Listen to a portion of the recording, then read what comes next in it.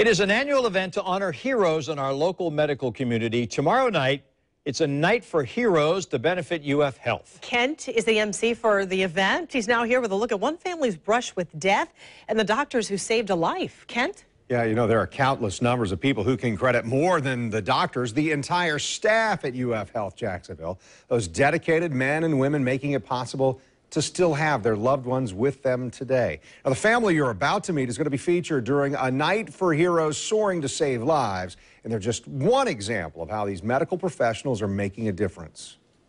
There is still so much joy in this house. If she's got a set of twos in her, you can lay 2 down. So much to be thankful for a family, their friends, and a community that they have called home their entire lives. Oh, Daddy. And there is no doubt that Mark Taylor is surrounded by extraordinary love from a wife and 3 daughters who realize they are so lucky to have such an amazing husband and father still at their side. It's amazing to look back and see how little the kids were. I think that everything we've gone through has just made us stronger. We bond together, you know. I feel like there's nothing we can't do without each other. What they've gone through has certainly tested Mark Taylor and his family, as it would anyone, because a year and a half ago, their lives changed forever following an accident on Highway 90 near McClenny. The only thing I remember is somebody opening my door and asking why they were at my door, and they said, "You've been in a bad car wreck, just be still." The airbag in Mark's truck deployed without warning. Mark was knocked out and slammed into a tree, and his legs were shattered. He was airlifted to UF Health in critical condition. Mark's wife, Melissa, got the call at work.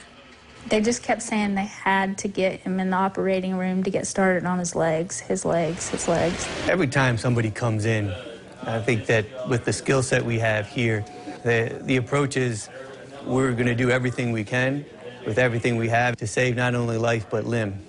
Hours upon hours of surgery, and when Mark came out, he looked like this, his legs swollen beyond recognition, in braces, pieced together like a puzzle. His right leg was in such bad shape that eventually even surgery couldn't help. His orthopedic surgeon, Dr. Hud Berry, gave Mark another option that could help ease the pain and help him move forward eventually.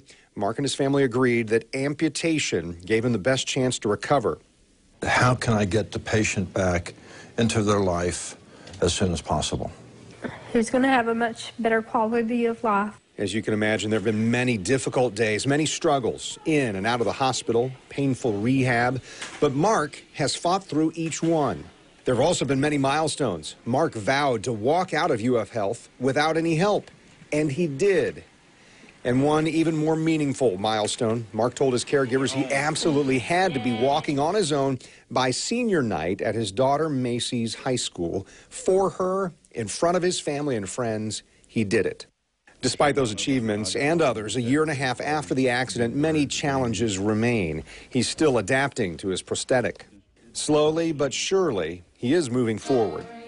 And through it all, the difficult days and now the recovery, Mark and his family thank so many people at UF Health Jacksonville.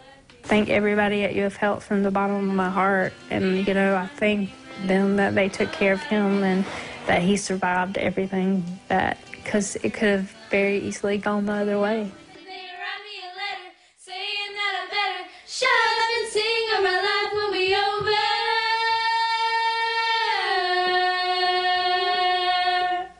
That was awesome. Just one of the stories of the impact made by those folks there. Now, the fundraiser tomorrow night is vital to Trauma One's continued ability to save lives in the community. I'm honored to serve as a master of ceremonies there. And I'm actually going to be joined on stage by one of your elected officials, State Senator Aaron Bean, who's serving as an auctioneer.